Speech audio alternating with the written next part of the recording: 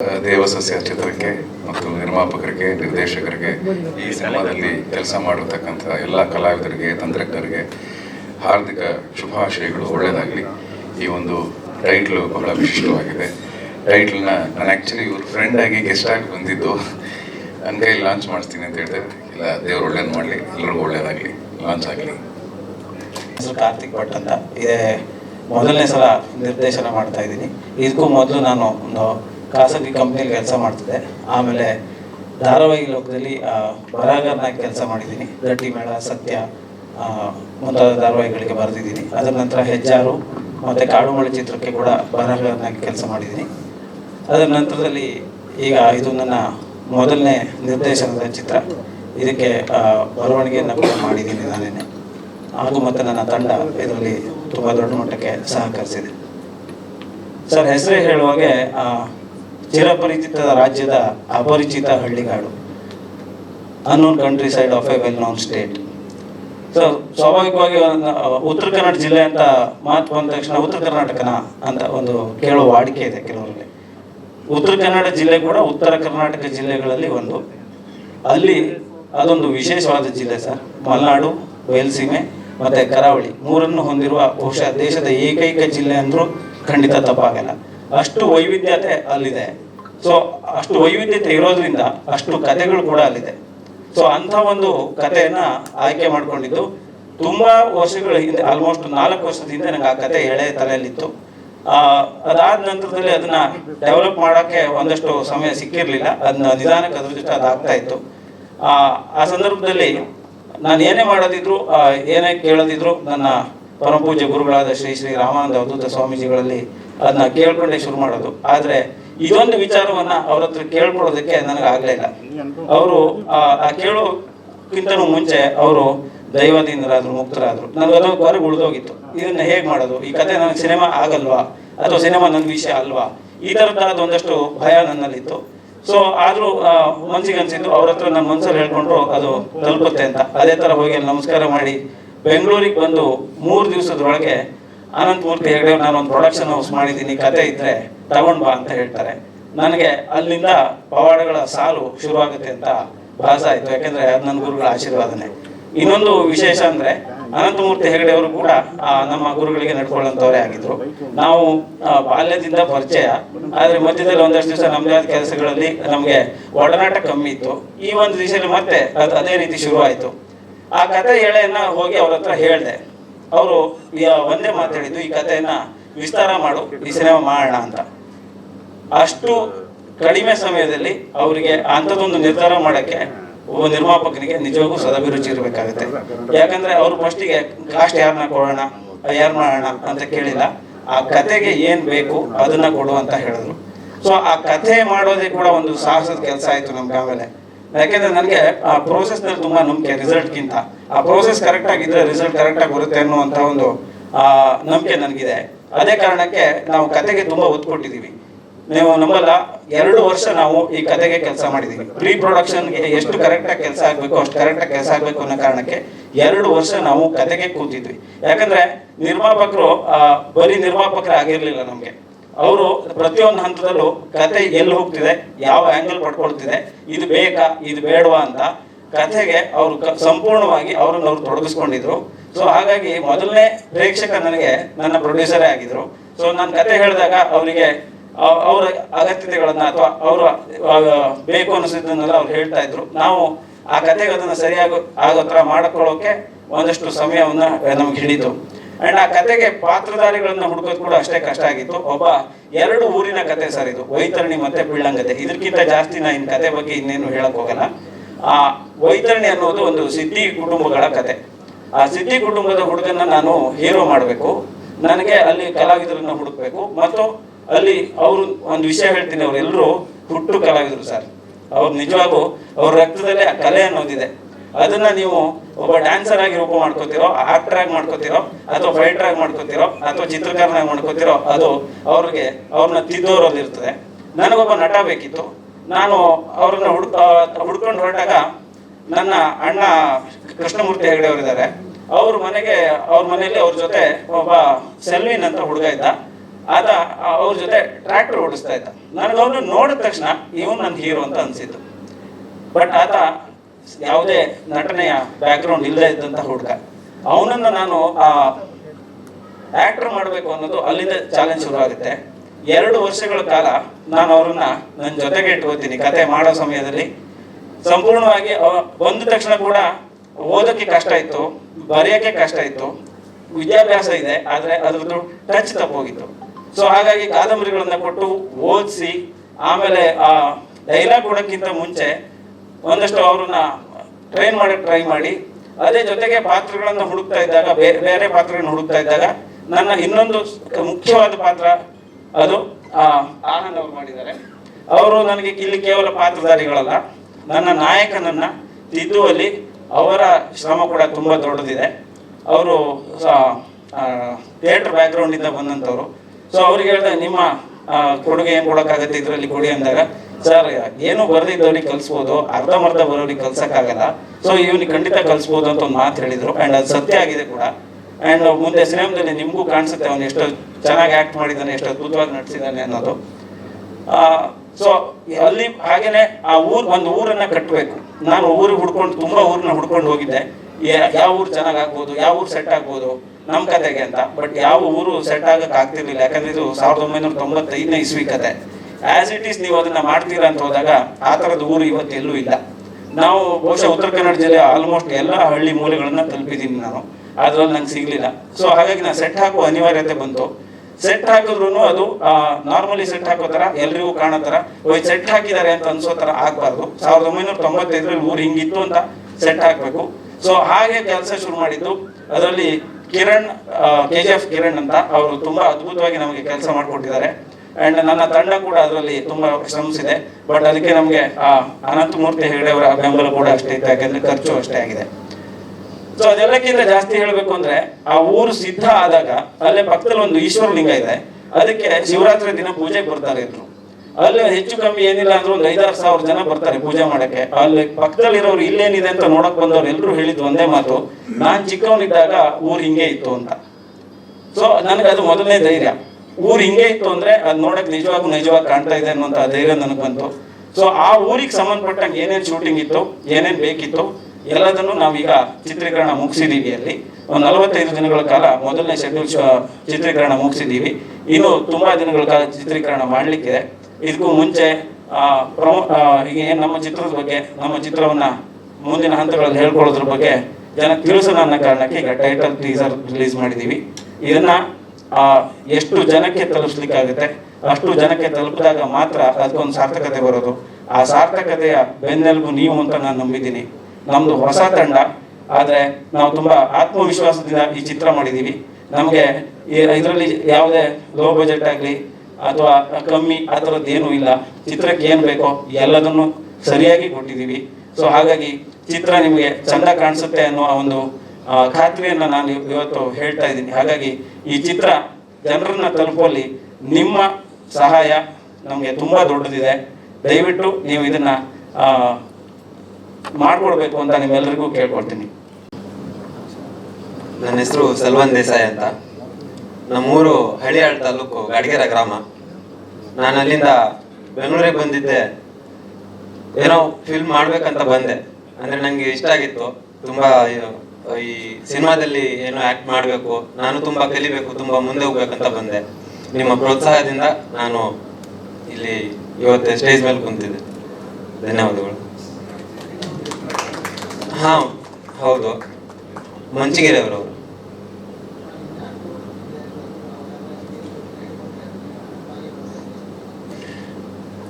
ಅಂದ್ರೆ ಸಿನಿಮಾ ಅಂದ್ರೆ ಅವ್ರು, ನಾನು ಟ್ರ್ಯಾಕ್ಟರ್ ಓಡಿಸ್ತಿದ್ದೆ. ಸೊ ಅವರು ನಂಗೆ ಇದು ಸಿನಿಮಾ ಮಾಡ್ತಿದ್ದೇನೆ ಅಂತ ಕೇಳಿದ್ರು. ನಾನು ಸಿನಿಮಾ ಮಾಡ್ತಿದ್ದೆ, ಹಿಂಗೆ ಸಿನಿಮಾಕ್ಕೆ ಹೀರೋ ಆಗ್ತಿದ್ಯಾ ಹಿಂಗೆ ಕೇಳಿದ್ರು. ನಾನು ಹೋ ಅಂತ ಹೇಳಿ ಅವ್ರ ಜೊತೆ ಬಂದು ಕಲ್ತು ಇಲ್ಲಿ ಸಿನಿಮಾ ಮಾಡ್ತಿದ್ದೀನಿ. ಈಗ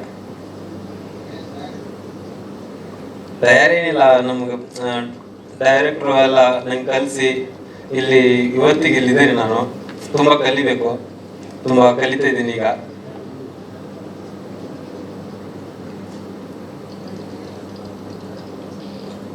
ಖುಷಿ ಅನಿಸ್ತಾ ಇದೆ, ತುಂಬಾ ಖುಷಿ ಅನಿಸ್ತಾ ಇದೆ. ಏನೋ ಮಾಡ್ತಿದ್ದೇನೆ, ಸಿನಿಮಾ ಮಾಡ್ತಿದ್ದೇನೆ ಅಂತ.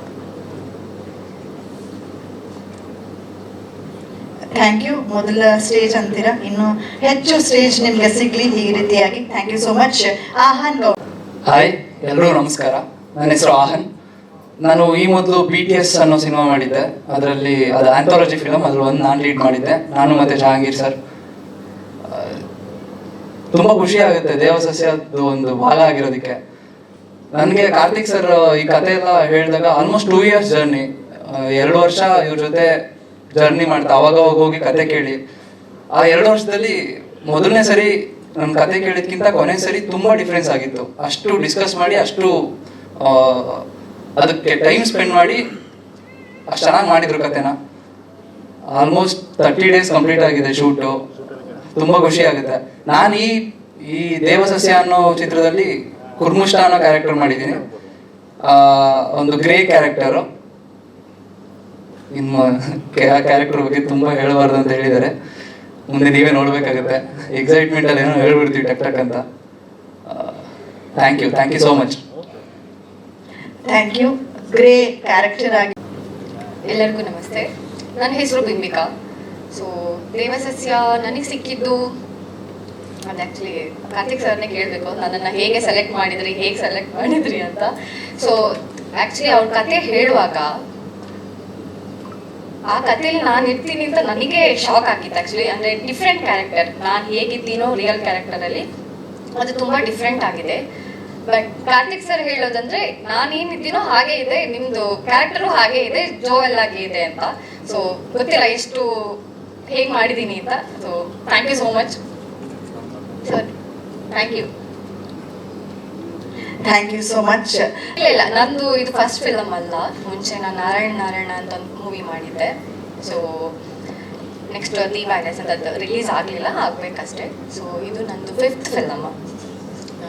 ಸೊ ಬಟ್ ಗೊತ್ತಿಲ್ಲ ಯಾಕೆ ಇಷ್ಟು ನರ್ವಸ್ ಆಗ್ತಿದ್ದೀವಿ ಮಾತಾಡೋಕ್ಕೆ ಅಂತ.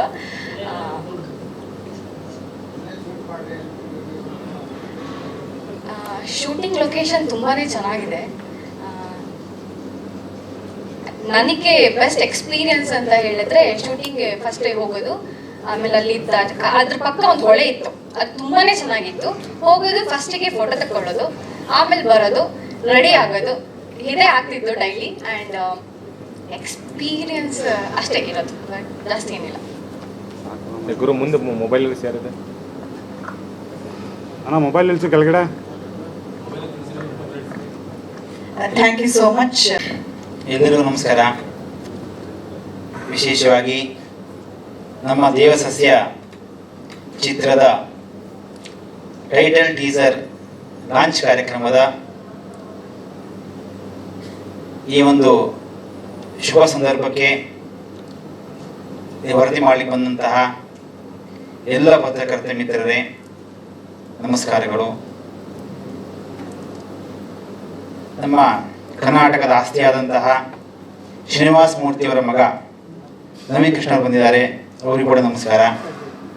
ನಮ್ಮ ಆತ್ಮೀಯ ಸ್ನೇಹಿತರು, ಹಲವಾರು ಚಿತ್ರದಲ್ಲಿ ಪಾತ್ರ ಮಾಡಿದಂತಹ, ಫೇಸ್ಬುಕ್ಕಲ್ಲಿ ಬಹಳ ಆ್ಯಕ್ಟಿವ್ ಇರುವಂತಹ ಅಜಿತ್ ಬೊಬ್ನಳ್ಳಿ ಬಂದಿದ್ದಾರೆ, ಅವರಿಗೂ ಕೂಡ ನಮಸ್ಕಾರ. ಹಾಗೆ ಈಗಾಗಲೇ 3 ಚಿತ್ರಗಳನ್ನು ಮಾಡಿದಂತಹ ಹೀರೋ ಕಮ್ ಡೈರೆಕ್ಟರ್ ರಾಜೇಶ್ ಧ್ರುವ ಇದ್ದಾರೆ, ಅವರಿಗೂ ಕೂಡ ನಮಸ್ಕಾರ. ಈಗ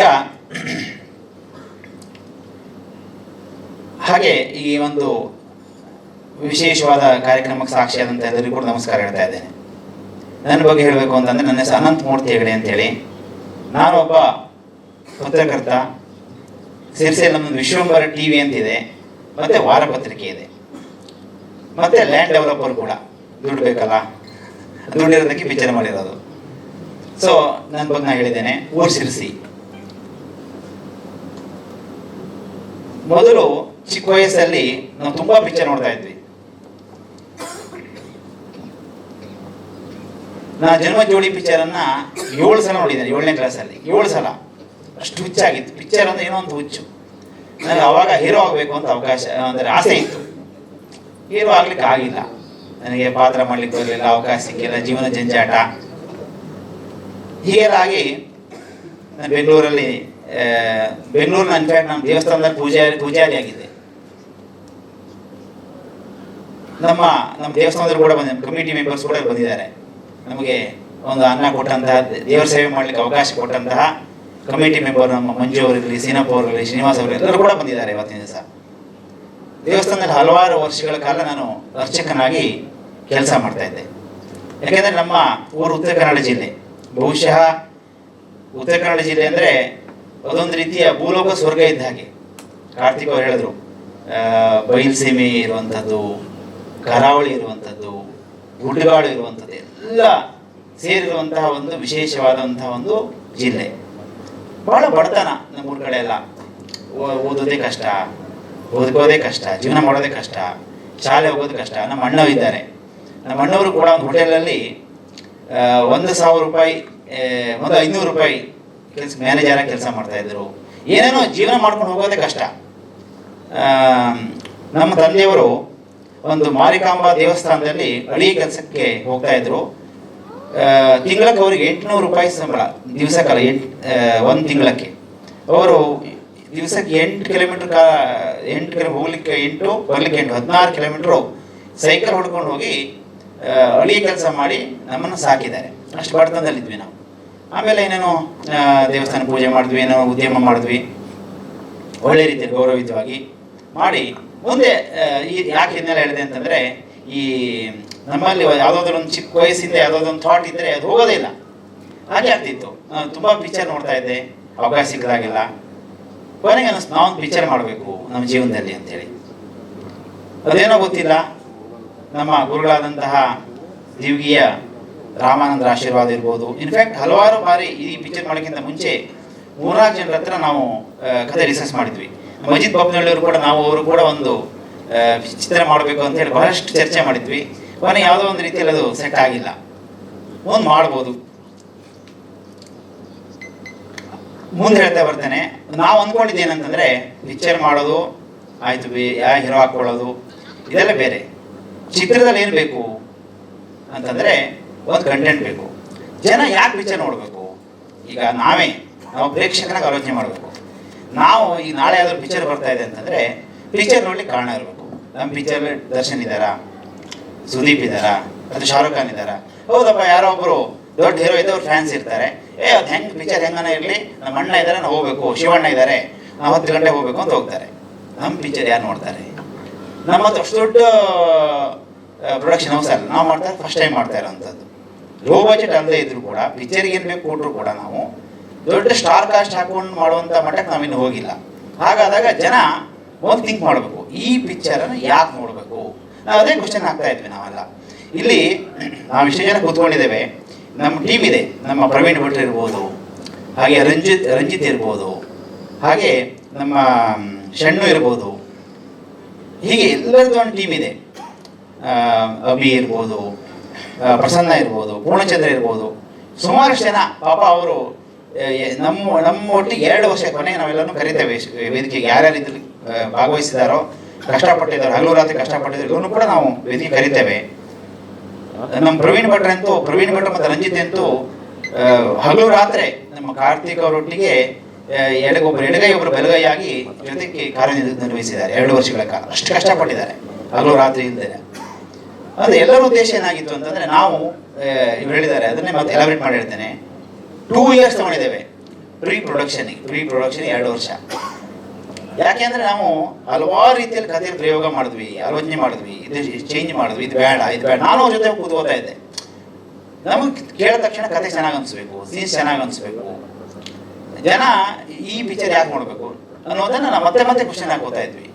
ಏನು ವಿಶೇಷತೆ, ಕಂಟೆಂಟ್ ಹೊಸ ಥರ ಇರಬೇಕು, ಜನಕ್ಕೆ ಇದ್ರಲ್ಲಿ ಬರುವಂಥ ಒಂದು ಹೀರೋ ಆದಿಯಾಗಿ ಹೊಸ ಥರ ಇರಬೇಕು. ಅದಕ್ಕೆ ನಾವು ಇವರನ್ನು ಹುಡ್ಕೊಂಡು ಒಬ್ಬ ನಮಗೆ ಒಂದು ಈಗ ಸಿದ್ಧಿ ತಗೋಬೇಕು ಅಂತಂದಾಗ ಅಂತ ಒಬ್ಬ ಕಲಾವಿದ ಯಾರು ಕಂಡಿಲ್ಲ. ಅದಕ್ಕೆ ಇವ್ರನ್ನ ಕರ್ಕೊಬಂದು ಇವ್ರಿಗೆ ಹೇಳಿ, ಮೊದಲು ಕರ್ಕೊಬರೋಕ್ಕಿಂತ ಮುಂಚೆ ಸಣ್ಣ ಪಟ್ಟರ ಹತ್ರ ಮಾಡಿಸಿ ನೋಡಿ, ಇಲ್ಲ ಇವ್ನು ಮಾಡ್ಬೋದು ಅಂತೇಳಿ ತಂದು ಇಟ್ಕೊಂಡು. ಪಾಪ ಇವ್ರು ಎಷ್ಟು ಕಷ್ಟಪಟ್ಟಿದ್ದಾರೆ ಅಂತಂದರೆ, ನಮ್ಮ ರಂಜು ಮತ್ತು ಆಹನ್ನು ಪ್ರವೀಣ್ ಭಟ್ರಲ್ಲ 6 ತಿಂಗಳ ಕಾಲ ಅವನು ಯಾವುದೋ ಡೈಲಾಗ್ ಕೊಡ್ತಿರ್ಲಿಲ್ಲ. ಮುಖಪಾತ್ರ ಅಭಿನಯ. ನಿನಗೆ ಹರ್ಷವಾಗಿದೆ ಅಂತ ಹೇಳು, ನಿನಗೆ ಯಾರೊಬ್ರು ಹೊಡೆದ್ರು ಏನು ಮಾಡ್ತೀಯ ಹೇಳು, ಅದು ನೀನು ಬ್ಯಾಕ್ ತೊಗೊಂಡೋದ್ರು, ಅದು ಹೆಂಗೆ ಎಕ್ಸ್ಪ್ರೆಷನ್ ಮಾಡಿ ತೋರಿಸ್ತೀಯ ಅಂತ ಹೇಳು. ಈ ರೀತಿಯಲ್ಲಿ ಎಲ್ಲ ಘಟನೆಗಳು ಕೂಡ ಒಂದು ಸ್ಕ್ರಿಪ್ಟ್ ಕೊಟ್ಟು ಅದನ್ನು ಸಂಪೂರ್ಣವಾಗಿ ಅವರು ಮುಖಪಾತ್ರ ಅಭಿನಯ ಮಾಡ್ತಾ ಇದ್ರು ಹತ್ರ. ಅಷ್ಟು ಅದ್ಭುತವಾಗಿ ಆ ಮುಖ ಪಾತ್ರ ಅಭಿನಯದಲ್ಲಿ ಅವ್ನು ಮಾಡಿದ್ದಕ್ಕೆ ಕಲೆ ಅವನೇ ಒಂದು ಅದ್ಭುತ ಆ್ಯಕ್ಟರ್ ಆಗಿ ಇವತ್ತಿನ ದಿವಸ ನಮ್ಮ ಪಿಕ್ಚರಲ್ಲಿ ಅವನು ಮಾಡ್ತಾ ಇದ್ದಾನೆ. ನಮಗೆ ಈ ಚಿತ್ರ ಏನು ದೇವಸಸ್ಯ ಅಂತೇನಿದೆ ಇದ್ರ ಬಗ್ಗೆ ಹೆಚ್ಚೇನು ಹೇಳಲಿಕ್ಕೆ ಹೋಗೋದಿಲ್ಲ. ಹಲವಾರು ರೀತಿ ನೀವೇ ಆಲೋಚನೆ ಮಾಡ್ಬೋದು. ಇನ್ನೊಂದು ರೀತಿ ಹೇಳಬೇಕು ಅಂದರೆ ಇದನ್ನು ನಾನು ಹೇಳ್ತೇನೆ, ಅವ್ರ ಪರ್ಮಿಷನ್ ತಗೊಂಡಿಲ್ಲ. ವಿಶೇಷವಾದಂಥ ಸಸ್ಯ ಆಯಿತಾ, ಆ್ಯಸ್ ಗುಡ್ ಆಸ್ ಸಂಜೀವಿನಿ. ನೀವು ಸಂಜೀವಿನಿ ಬೇಕಾದ್ರೆ ಕಂಪೇರ್ ಮಾಡ್ಬೋದು. ಒಂದು ವಿಶೇಷವಾದ ಸಂಜೀವಿನಿ ಗಿಡ ಇದ್ದರೆ ಹೇಗಿರುತ್ತೆ ಆ ರೀತಿ ಅಂದ್ಕೋಬೋದು. ಅಂಥ ಒಂದು ವಿಶೇಷವಾದಂಥ ಗಿಡ, ಆ ಗಿಡನೇ ಇದರಲ್ಲಿ ಆ್ಯಕ್ಚುಲಿ ಹೀರೋ. ಎಲ್ಲ ಉಳಿದ ಪಾತ್ರಧಾರಿಗಳಕ್ಕಿಂತ ಈ ಏನು ಆ ಗಿಡ ಇದೆ, ಈ ಪಿಕ್ಚರ್ ಕಥೆ ಇದೆ, ಅದೇ ಒಂದು ವಿಶೇಷವಾದಂಥ ಒಂದು ಚಿತ್ರದ ಕಥೆ ಜೀವಾಳ ಅದು ಆಯಿತಾ. ಅಂಥ ಒಂದು ಕಂಟೆಂಟು ಅಂದರೆ ಅದು ನೋಡಿದಾಗ ಎಲ್ಲರಿಗೂ ಕೂಡ ಈ ಚಿತ್ರದಲ್ಲಿ ಇನ್ನು ಮುಂದುವರೆದು ಹೇಳಬೇಕು ಅಂತಂದರೆ ಇದು ಒಂದು ನಮ್ಮ ಚಿತ್ರದ ಪ್ಲಸ್ ಪಾಯಿಂಟು. ಒಬ್ಬ ಸಿದ್ಧಿ ಜನಾಂಗದ ಯುವಕ ಹಳ್ಳಿಯಲ್ಲಿ ಕರ್ಕೊಬಂದು ಅವರನ್ನು ಹೀರೋ ಮಾಡಿರುವಂಥದ್ದು ಒಂದು ಅದ್ಭುತವಾದಂತಹ ಒಂದು ಪ್ಲಸ್ ಪಾಯಿಂಟು. ಮತ್ತು ಆ ಹಳ್ಳಿ ಊರು ಉತ್ತರ ಕನ್ನಡ ಜಿಲ್ಲೆಯ 30 ವರ್ಷ ಹಿಂದೆ ಇದ್ದಂಥ ಒಂದು ಊರನ್ನು ನಾವು ಸೆಟ್ ಹಾಕಿ ತೋರಿಸಿರುವಂಥದ್ದು ಸಂಪೂರ್ಣ ನ್ಯಾಚುರಲ್ ಆಗಿ. ತಾವು ಕೇಳ್ತಾ ಇದ್ರಿ ಒಂದು ಕೆಟ್ಟ ಮಾತಿದೆಯಲ್ಲ ಅಂತೇಳಿ, ಆ ಒಂದು ಪಾತ್ರಕ್ಕೆ ಬೇಕಾಗತ್ತೆ. ಈಗ ನೀವು ತಮ್ಗೆ ಗೊತ್ತಿದೆ, ತಾವು ಹಳ್ಳಿ ನೋಡಿರ್ತೀರಿ. ಈ ಹಳ್ಳಿಗಳ ಕಡೆ ಎಲ್ಲ ಹೋದರೆ ಈ ಭಾಷೆಗಳೆಲ್ಲ ಮಾಮೂಲಿ. ಅದು ಹಳ್ಳಿಗಳ ಕಡೆ ಮಾತಾಡ್ಬೇಕಾದ್ರೆ ಅಥವಾ ಸ್ಲಮ್ಗಳಲ್ಲಿ ಮಾತಾಡ್ಬೇಕಾಗಿರಲಿ ಅಥವಾ ಇಲ್ಲಿ ಮಾತಾಡಬೇಕಾಗಿರಲಿ ಶಬ್ದಗಳು ನಾರ್ಮಲಾಗಿ ಬರುತ್ತೆ. ನೀವು ಅಷ್ಟೊಂದು ತುಂಬ ಗೌರವಯುತವಾಗಿ ಮಾತಾಡ್ತಾ ಇದ್ದರೆ ಅದಕ್ಕೆ ನೀವು ರಿಯಾಲಿಟಿ ಬರೋದೇ ಇಲ್ಲ, ಅದು ಆಗೋದೇ ಇಲ್ಲ. ಶಬ್ದಗಳು ಬಂದೇ ಬರುತ್ತೆ. ಈ ಬೆಂಗಳೂರಲ್ಲೂ ಕೂಡ ನೀವು ಸ್ಲಮ್ ಏರಿಯಾಗಳಲ್ಲಿ ಹೋದರೆ ಶಬ್ದಗಳು ಹೆಂಗೆ ಬರ್ತದೆ ಅಂತ ನಾವು ವೇದಿಕೆ ಮೇಲೆ ಹೇಳಿಕ್ಕಾಗಲ್ಲ, ನೀವೇ ಸೆನ್ಸರ್ ಮಾಡಿಬಿಡ್ತೀರಿ, ಹೇಳಿಕ್ಕಾಗಲ್ಲ. ಆ ರೀತಿಯಲ್ಲಿ ನಾವು ನ್ಯಾಚುರಲಾಗಿ ಬರಬೇಕು ಅನ್ನೋ ಉದ್ದೇಶಕ್ಕೆ ಹಾಕಿರೋದೇ ವಿನಃ ಮತ್ತು ಬೇರೆ ಉದ್ದೇಶ ಏನಿಲ್ಲ. ಸೊ ಆ ರೀತಿ ನಮ್ಮ ಕಾನ್ಫಿಡೆನ್ಸ್ ಹೆಂಗಿದೆ ಅಂತಂದರೆ ಇದರಲ್ಲಿ ಪ್ರಮುಖವಾಗಿ ಇನ್ನೊಂದು ವಿಷಯ ಹೇಳಬೇಕು. ಪ್ರಕಾಶ್ ಬೆಳವಾಡಿಯವರು ಕೂಡ ಒಂದು ಪ್ರಮುಖ ಪಾತ್ರವನ್ನು ಮಾಡಿದ್ದಾರೆ. ಅವ್ರ ಒಂದು ಭಾಗ ಅವ್ರದ್ದು ಶೂಟಿಂಗ್ ಆಗಿದೆ, ಇನ್ನು ನೆಕ್ಸ್ಟ್ ಶೆಡ್ಯೂಲ್ ಇದೆ. ಪ್ರಕಾಶ್ ಬೆಳವಾಡಿಯವರು ಕೂಡ ಪ್ರಮುಖವಾದ ಪಾತ್ರವನ್ನು ನಿರ್ವಹಿಸಿದ್ದಾರೆ. ಮತ್ತು ನಮ್ಮ ಈ ಸಬ್ಜೆಕ್ಟ್ ಏನಿದೆ ದೇವಸಸ್ಯ ಅಂತೇನು ಸಬ್ಜೆಕ್ಟ್ ಇದೆ, ಇದು ಎಲ್ಲ ಭಾಷೆಯಲ್ಲೂ ಕೂಡ ಕನೆಕ್ಟ್ ಆಗುತ್ತೆ. ಈಗ ಟ್ರೈಬಲ್ಸ್, ಸಿದ್ಧಿಗಳದ್ದೇನು, ಅವರು ಟ್ರೈಬಲ್ಸ್, ಹೌದಾ? ಟ್ರೈಬಲ್ಸ್ ಎಲ್ಲ ಕಡೆಗೂ ಇದ್ದಾರೆ. ಆಂಧ್ರದಲ್ಲಿದ್ದಾರೆ, ಈಗ ಪಶ್ಚಿಮ ಬಂಗಾಳದಲ್ಲಿದ್ದಾರೆ, ಮರಾಠಿ ಮಹಾರಾಷ್ಟ್ರದಲ್ಲಿದ್ದಾರೆ, ತಮಿಳ್ನಾಡಲ್ಲಿದ್ದಾರೆ, ಟ್ರೈಬಲ್ಸ್ ಇದ್ದಾರೆ. ಈಗ ಎಲ್ಲ ಭಾಷೆಗೂ ಕೂಡ ಕನೆಕ್ಟ್ ಆಗುತ್ತೆ. ಇವನ್ ಫಾರಿನ್ ಅಂತಂದರೆ ನೀವು ಆಫ್ರಿಕನ್ ಕಂಟ್ರಿ, ಅಮೇರಿಕನ್ ಕಂಟ್ರಿಗಳು ಕೂಡ ಅಮೇರಿಕದಲ್ಲಿ ಮೂಲ ನಿವಾಸಿಗಳೇ ಸಿದ್ಧಿಗಳು, ಮೀನ್ಸ್ ಆಫ್ರಿಕನ್ಸ್. ಇದು ನಮ್ಮ ಸಬ್ಜೆಕ್ಟ್ ಅನ್ನುವಂಥದ್ದು ಯೂನಿವರ್ಸಲ್ ಸಬ್ಜೆಕ್ಟ್ ಇದು ಆಯಿತಾ. ಮತ್ತು ಈ ಟ್ರೈಬಲ್ಸ್ ಇರುವಂಥದ್ದು ಕೂಡ ಒಂದು ಅಟ್ರಾಕ್ಟಿವ್ ಪಾಯಿಂಟ್ ಇದು, ಆ ಕತೆ. ಮತ್ತು ಸಸ್ಯದ ಒಂದು ಕಾಡಲ್ಲಿರುವಂಥ ಒಂದು ಸಸ್ಯದ ಕುರಿತು ನಾವು ಮಾಡಿದಂಥ ಒಂದು ಕಂಟೆಂಟ್ ಆದ್ದರಿಂದ ಇದು ಅದ್ಭುತವಾದಂಥ ಒಂದು ಎಲ್ಲ ಲ್ಯಾಂಗ್ವೇಜಲ್ಲೂ ಕೂಡ ಜನ ಇಷ್ಟಪಡುವಂತಹ, ಎಲ್ಲ ಕಡೆ ಕನೆಕ್ಟ್ ಆಗುವಂತಹ ವಿಷಯ ಆಗಿದೆ ಅಂತೇಳಿ ನಾವು ಅನಿಸ್ತು. ನಮಗೆ 100% ಕಾನ್ಫಿಡೆನ್ಸ್ ಇದೆ. ಯಾಕೆಂದರೆ ನಾವು ಪ್ರತಿಯೊಂದು ಸೀನನ್ನು ಕೂಡ ನಾವು ಕೂಡ ಜೊತೆ ಕೂತ್ಕೊಂಡು ನಮ್ಮೊಂದು ಟೀಮ್ ಮಾಡ್ಕೊಂಡು ಎಲ್ಲರಿಗೂ ಕೂಡ ತೋರಿಸ್ತಾ ಇದ್ವಿ. ಮಾಡಬೇಕಾದ್ರೆ ಒಬ್ಬ ರಿಕ್ಷಾ ಡ್ರೈವರ್ ತೋರಿಸ್ತಾ ಇದ್ವಿ, ನಾವು ಸೀನ್ ಬರ್ಕೊಂಡಾಗ ಒಬ್ಬ ಕೂಲಿಗಾರನು ಕೇಳ್ತಾ ಇದ್ವಿ, ಒಬ್ಬ ಗಾವಡಿ ಕೆಲಸ ಅವನನ್ನು ಕೂಡ ಕರ್ಕೊಂಡು ತೋರಿಸ್ತಾ ಇದ್ವಿ. ಎಲ್ಲವನ್ನು ಕೂರಿಸ್ಕೊಂಡು ನಾವು ಹೀಗೆ ಕಾಣುತ್ತೆ ಅಂತೇಳಿ ಹೀಗೆಲ್ಲವೂ ಕೂಡ. ಮತ್ತು ನಮ್ಮಲ್ಲಿ ಸಾಂಗ್ ಇದೆ, ಫೈಟ್ ಇದೆ ಆಯಿತಾ, ಹಳ್ಳಿ ಸೊಗಡಿದೆ. ಇದು ಪಕ್ಕಾ ಒಂದು ಮಾಸ್ ಪಿಕ್ಚರ್ ಆಗೋದ್ರಲ್ಲಿ ಯಾವುದೇ ರೀತಿಯ ಸಂಶಯ ಇಲ್ಲ. ಮತ್ತು ನನಗೆ 100% ವಿಶ್ವಾಸ ಇದೆ. ನಮ್ಮ ಚಿತ್ರ ಏನಿದೆ, ಈ ಚಿತ್ರದ ಸಾಂಗು ಎಲ್ಲರೂ ಕೂಡ ಕರೆಕ್ಟಾಗಿ ನೀವು ನೆನಪಿಟ್ಕೊಳ್ಳಿ. ಗಣೇಶನ ಹಬ್ಬದಲ್ಲಿ ನಾವು ಸಾಂಗ್ ನೆಕ್ಸ್ಟ್ ಬಿಡ್ತಾ ಹೋಗ್ತೇವೆ. ಬಹುತೇಕ ಡಿಜೆಗಳಲ್ಲಿ ನಮ್ಮ ಸಾಂಗ್ ಇರುತ್ತೆ. ಅದರಲ್ಲಿ ನಮ್ಮದು 6 ಸಾಂಗಲ್ಲಿ 3 ಸಾಂಗ್ ಫುಲ್ಲು ಡ್ಯಾನ್ಸ್ ಸ್ಟೆಪ್ ಇರುವಂಥ ಸಾಂಗು. ಅದು ಗಣೇಶನ ಹಬ್ಬದಲ್ಲಿ. ಈ ಸಲ ಗಣೇಶನ ಹಬ್ಬಕ್ಕೆ ನಮ್ಮದೇ ಸಾಂಗು. ಈ ಹೆಂಗೆ ಕೆಂಚಾಲೋ ಮಂಚಾಲೋ ಅಷ್ಟು ಓಲ್ಡ್ ಸಾಂಗ್ಗಳೆಲ್ಲ ಹಾಕೊಂಡು ಡ್ಯಾನ್ಸ್ ಮಾಡ್ತಾರೋ ಅದೇ ರೀತಿಯಲ್ಲಿ ನಮ್ದು ಈ ಸಲ ಸಾಂಗ್ ಇರುತ್ತೆ. ನೀವು ಫಿಕ್ಸ್ ಆಗ್ಲಿಕ್ಕೆ ಅಡ್ಡಿಲ್ಲ ಒಂದು. ಮತ್ತು ನಮ್ಮ ಚಿತ್ರ ನಮ್ಮ ದೇಶಾದ್ಯಂತ ಹೊಸ ಟ್ರೆಂಡ್ ಸೃಷ್ಟಿ ಮಾಡುತ್ತೆ. ಇದಾದ್ಮೇಲೆ ಹಲವಾರು ಸಸ್ಯಗಳ ಕುರಿತ ಪಿಕ್ಚರ್ ಕೂಡ ಬರುತ್ತೆ ಅಂತೇಳಿ ಅನಿಸುತ್ತೆ. ಅಷ್ಟು ಕಾನ್ಫಿಡೆನ್ಸ್ ನಮಗಿದೆ. ನಾವು ಯಾಕೆ ಮಾಡಿಲ್ಲ, ಒಂದು ಸಣ್ಣ ಪಾತ್ರ ಮಾಡಬೇಕು ಅಂತ ಅವಕಾಶ ಕೊಟ್ಟರೆ ಡೈರೆಕ್ಟ್ರು ಈ ಮುಖ ತೋರಿಸಿ ಹೋಗ್ಬಿಡೋಣ, ಇಷ್ಟು ದುಡ್ಡು ಹಾಕಿದಾದ್ಮೇಲೆ ನಮ್ಮ ಮುಖ ಪಿಕ್ಚರ್ ಬಂದಿಲ್ಲ ಅಂದ್ರೆ ಕಷ್ಟ ಅಲ್ಲ. ಹೌದೌದು, ನನ್ನ ಹಾಕೊಳ್ಳಲ್ಲ ಅಂತಂದ್ರ ಇವ್ರು ಹೇಳಿದ್ರು ಹಿಂಗಿರ್ಬೇಕು, ಮುಖಕ್ಕೆ ಪೇಂಟ್ ಹಚ್ಕೋದು ಯಾಕೆ ಹೇಳಿದ್ರು? ಅದಕ್ಕೆ ಹೀರೋ ಆಗೋ ಆಸೆ ಬಿಟ್ಟಿದ್ದೇನೆ. ಹೀರೋ ಹಿಂದೆ ಇರುವಂತಹ ಕಥೆ ಮಾಡ್ಲಿಕ್ಕೆ ನಾನು ಜೊತೆ ಕೂತ್ಕೋತಾ ಇದ್ದೆ ದಿನ ಸಂಜೆ ಹೋಗಿ.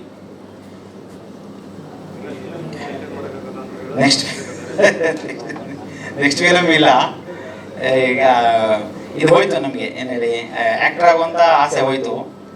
ಈಗೇನಿದ್ರು ತೆರೆ ಹಿಂಭಾಗ ಅಷ್ಟೇ. ಪೂಜೆ ಮಾಡೋ ವೃತ್ತಿ ಬಿಟ್ಟು ಸುಮಾರು ವರ್ಷ ಆಯ್ತು, ಸುಮಾರು ಒಂದು 10 ವರ್ಷ ಆಗೋಯ್ತು. ಈ ಸದ್ಯಕ್ಕೆ ಲ್ಯಾಂಡ್ ಡೆವಲಪರ್ ಆಗಿ ಕೆಲಸ ಮಾಡ್ತಾ ಇದ್ದಾನೆ.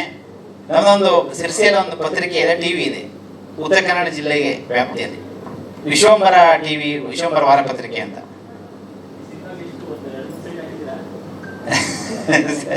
ಅದನ್ನ ಈಗ ಹೇಳಲ್ಲ, ನೆಕ್ಸ್ಟ್ ಪತ್ರಿಕೆ ವರ್ಷ ಹೇಳ್ತೇನೆ. ಯಾಕೆಂದ್ರೆ ಈಗ ಸುಮಾರಷ್ಟು ಇನ್ನೂ ಬಹಳಷ್ಟು ಬಾಕಿ ಇದೆ. ದೊಡ್ಡ ಸಿಂಗರ್ ಅಂತ ಹಾಡು ಆಡಿಸ್ಬೇಕಾಗಿದೆ, ಇನ್ನು ಬಹಳಷ್ಟು ಸ್ಟಂಟ್ ಪೋರ್ಷನ್ ಎಲ್ಲ ಬಾಕಿ ಇದೆ. ಅದರಿಂದ ಸ್ವಲ್ಪ ನಾವು ಇದೊಂದು ವಿಷಯ, ಈ ದುಡ್ಡು ಎಷ್ಟು ಆಗತ್ತೆ ಅನ್ನೋ ವಿಷಯವನ್ನು ಬಿಟ್ಟು ಬಾಕಿ ಎಲ್ಲವನ್ನೂ ಹೇಳಿ ತಯಾರಾಗಿದ್ದೇನೆ. Thank you sir. ನಾನು ಅದೇ ಹೇಳ್ಬೇಕಂತಿದ್ದೆ, ನೀವೇ ಹೇಳ್ಬಿಟ್ರಿ. 20 ಸೆಕೆಂಡ್ ಮಾತಾಡಿದ್ರಿ ಅಂತ ಕಂಪ್ಲೇಂಟ್ ಮಾಡ್ತೀರಿ. ಇವಾಗ ಇವ್ರು 20 ನಿಮಿಷ ಮಾತಾಡಿದ್ರೆ ಕಾಂಪ್ಲಿಮೆಂಟ್ ಕೊಡ್ಬೇಕು ನೀವು. Thank you so much. ಈ ಸಿನಿಮಾವನ್ನ ಪ್ರೋತ್ಸಾಹಿಸೋದಕ್ಕೆ ಬಂದಿರತಕ್ಕಂತಹ ಬಹುಮುಖ ಪ್ರತಿಭೆ ನಮ್ಮ ಸ್ಯಾಂಡಲ್ವುಡ್ನ ನವೀನ್ ಕೃಷ್ಣ ಅವರು. ಸರ್, ಟೀಸರ್ ನೋಡಿದ್ರಿ, ನೀವೇನು ಹೇಳ್ತೀರಾ? ಎಲ್ರಿಗೂ ನಮಸ್ಕಾರ. ಮೊದಲನೇದಾಗಿ ನಿರ್ಮಾಪಕರ ಕಾನ್ಫಿಡೆನ್ಸ್ ನನಗೆ ಬಹಳ ಇಷ್ಟ ಆಯಿತು. ಯಾಕೆಂದರೆ ಈ ಥರದ ಒಂದು ಕಂಟೆಂಟ್ನ ಒಪ್ಕೊಳ್ಳೋದೇ ಕಷ್ಟ. ಇದನ್ನು ಅವ್ರು ಹೇಗೆ ಹೇಳಿ ಇವ್ರಿಗೆ ಒಪ್ಸಿದ್ರು ಅನ್ನೋದು ನನಗೆ ಒಂದು ಪ್ರಶ್ನೆ ಕಾಡ್ತಾ ಇದೆ.